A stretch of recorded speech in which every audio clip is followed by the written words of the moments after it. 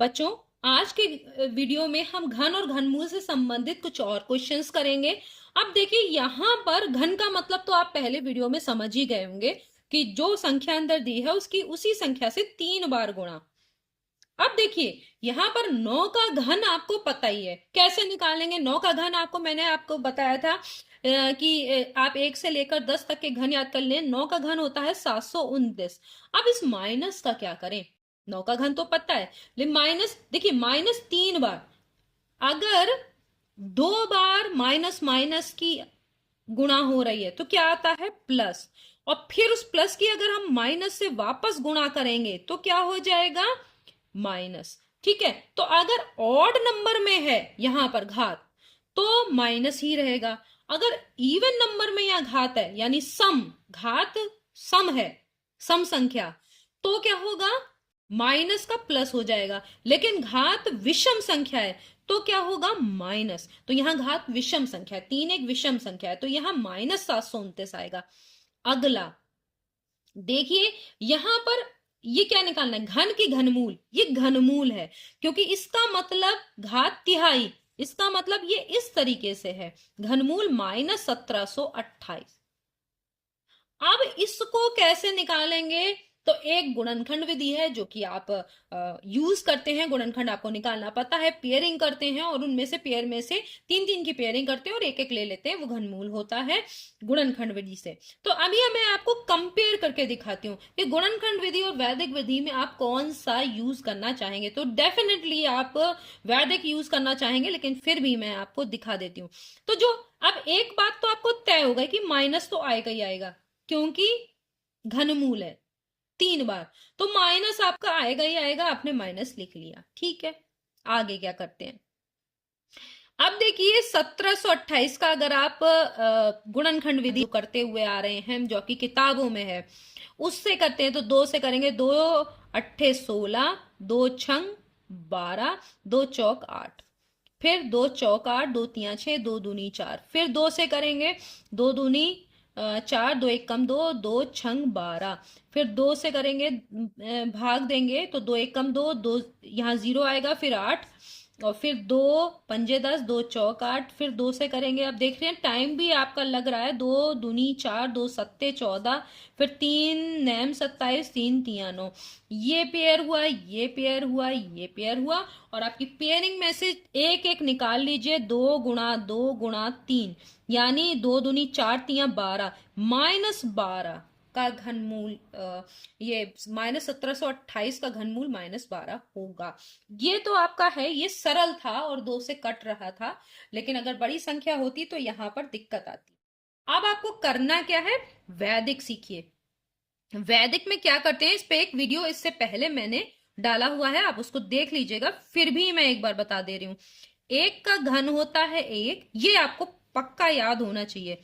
2 का घन होता है 8, 3 का घन 27, 4 का घन, मैं यहाँ क्यों लिख रही हूं क्योंकि इसकी जरूरत पड़ेगी। 5 का घन 125, आपके ब्रेन में रहना चाहिए। 6 का घन 216, 7 का घन 343, 8 का घन 512, 9 का घन 729, 10 का घन 1000। अब करना क्या है? अब विद इन सेकेंड करना है, आपको कुछ लिखने की जरूरत नहीं है क्योंकि ये सब आपके ब्रेन में है और आप अपना कर लेंगे। देखिए, जब हम माइनस को छोड़ दीजिए, 1728 जब घनमूल निकालते हैं तो 3-3 के जोड़े बनते हैं, तो पीछे से ही बनाना है। 3 का जोड़ा के बाद अगर एक ही बच रहा है तो उसको भी एक जोड़ा मान लेते हैं, ठीक है। इसका मतलब इस के घनमूल में कितने अंक होंगे? 2 अंक, जैसे कि यहां दिख रहे हैं। 8 के घन में 2 और 2 के घन में 8, 3 के घन में 7, 7 के घन में 3, बाकी सब ऐसा ही, ठीक है। अब देखिए, यहाँ 2 लिख दिया क्योंकि 8 के घन में 2 आता है, ठीक है। आपने यहाँ 2 लिख दिया, इकाई का अंक। 8 के घन में कितना आता है? 2 आता है, तो 8 के घन में कितना आता है? 2 इकाई का अंक, तो आपने यहाँ लिख लिया। अब एक एक एक देखिए यहाँ पर, या तो देखते हैं एक, अब ये तो पूरा 1 का क्यूब 1 है, तो आपने यहाँ पर 1 लिख दिया। और अगर किसी के बीच में आता तो क्या करते हैं आप?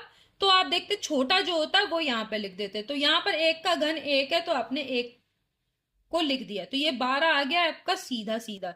अभी कुछ और क्वेश्चंस आएंगे, उसमें इसको और अच्छे से समझ लेंगे। कौन सी संख्या ऋण पूर्णांकों के घन है? तो आप यहाँ देख रहे हैं ये इसमें ऋण सब आ रहा है, तो ऋण पूर्णांक तो सब हैं, लेकिन घन कौन से हैं ये देखना है। 64 आप जानते हैं, देखिए -4 का घन है, होगा कि नहीं होगा? ये वाला देखते हैं कौन सी संख्याएं ऋण पूर्णांकों के घन है। तो आप इसको भी करके देख सकते हैं। 7 में देखो, यहाँ पे देखिए, अगर इनके जोड़े बनाएंगे तो ये वाले का एक जोड़ा और ये अलग हो जाएगा, ठीक है। 7 किस में आता है? देखो 7 7 के घन में आता है 3, तो यहाँ पे कितने लिखेंगे? 3, और यहाँ 2 है, ठीक है। तो 2 किस किस के घन के बीच में आता है? अंक देखिए, 1 और 8 के बीच में 2 आता है कि नहीं? तो 1 और 2 के घन के बीच में आता है, छोटा कौन? 1। तो ये 13 का घन है। 13 का घन 2197, और 2197 का घनमूल 13, तो यहाँ -13 है, तो ये -4 का घन है, ठीक है। ये -13 का घन है, ठीक है। तो आप इस तरह से निकाल सकते हैं। ये घन संख्याएं नहीं है क्योंकि इनके जोड़े नहीं बनेंगे। फिर भी हम इसको देख लेते हैं कि क्या इसके जोड़े बन रहे हैं, ये घन संख्याएं नहीं है। तो घन गुणनखंड विधि से भी आप इनको देख सकते हैं, लेकिन अगर आपको इसको चेक करना है तो यहाँ पर वैदिक आपको आसान रहेगी, जो मैंने अभी बताई है। जैसे कि अभी यहाँ पर है 1056, 2 से करेंगे, 2 पंजे 10, 2 दूनी 4, 2 अट्ठे 16, हो गया। फिर उसके बाद 2 से करेंगे, 2 दूनी 4, 2 छंग 12, 2 चौक 8, फिर 2 एकम 2, 2 तिया 6, 2 दूनी 4, 2 छंग 12, फिर 2 छंग 12, फिर 2, ध्यान दे दीजिएगा यहाँ पे, 2 तिया 6, 2 तिया 6, फिर 3 से 11। क्या देखिए यहाँ पे एक जोड़ा बन रहा है, क्या फिर और जोड़े बन रहे हैं? नहीं बन रहे। तो ये जो है वो पूर्ण घन संख्या नहीं है, ठीक है। ऋणात्मक पूर्णांक तो है, लेकिन घन नहीं है। इस वाले को भी ऐसा ही आप चेक कर सकते हैं कि ये क्या है। तो अभी हम इसको करके देख लेते हैं। यहाँ पर माइनस तो है, ठीक है, लेकिन ये क्या इसके जोड़े बन रहे हैं? 3 3 के कितनी बार है? ठीक है, 2 से कटेगा, 2 एकम 2, 2 नैम 18, 2 चौक 8, 2 चौक 8, फिर 2 से कटेगा, 2 नैम 18, 2 सत्ते 14, 2 दूनी 4, 2 से कटेगा, 2 चौक 8, 2 अट्ठे 16, 2 छंग 12, फिर 2 से 2 दूनी 4, 2 चौक 8, 2 तिया 6, फिर अगर 2 से अब नहीं कटेगा तो ये बट कटेगा 3 से, 3 अट्ठे 24, 3 एकम 3, फिर 3 दूनी 6, 3 सत्ते 21, 3 नैम 27, 3 तिया 9, ठीक है। अब यहाँ पे देखिए क्या जोड़े बन रहे हैं? ये देखिए जोड़ा नहीं बन रहा, यहाँ पे 2 अकेला रह रहा है, और यहाँ 3 3 के सिर्फ 2 ही हैं।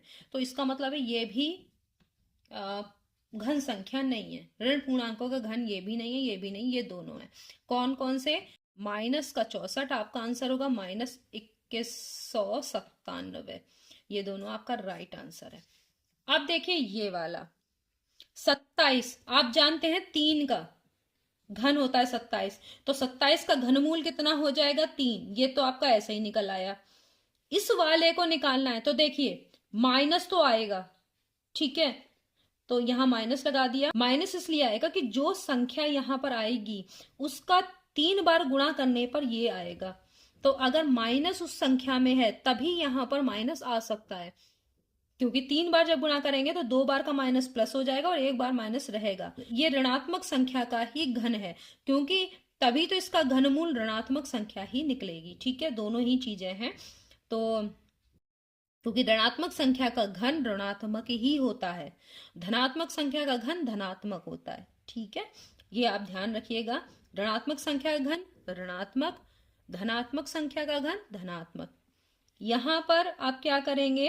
अब देखिए इस वैदिक को ट्राई करते हैं। 3 का जोड़ा बना और 2 अकेला। 4 किस में आता है? 4 4 में ही आता है। देखिए 4 के घन में इकाई का अंक 4 आता है, तो 4 लिख दीजिए सीधा। 2 किस किस के बीच में आता है? 1 और 8 के बीच में 2 आता है कि नहीं? 2 अंक 1 और 8 के बीच में आता है, तो ये किस किस के घन के बीच में है? 1 और 2 के। 1 और 2 में छोटा कौन? 1, लिख दिया। तो ये 14 का है। अब इसको क्या करें? 14 तिया 42, ठीक है, तो ये हो गया, और माइनस का, ये आपका आंसर आ गया। अब देखिए इसका निकालना हो तो क्या करें, इतने बड़े का, क्योंकि इतने बड़े का अब अगर गुणनखंड विधि यूज करेंगे तो कितना आपका टाइम ले लेगी। इसमें तीन तीन के जोड़े बनाइए, बन गए। माइनस पहले लिख दीजिए, क्योंकि ये माइनस संख्या का ही घन है, ये वाली बड़ी संख्या, तो इसका घनमूल भी माइनस में ही होगा। दो लास्ट में किसके आता है, 8 के घन के, देखो 2 का 8 आता है, और 8 का 2, 2 का 8, 8 का 2, तो यहाँ 2 है तो क्या लिखेंगे 8। ध्यान से देखिएगा, 2 का 8 और 8 में 2, तो यहाँ 2 है तो क्या लिखेंगे 8।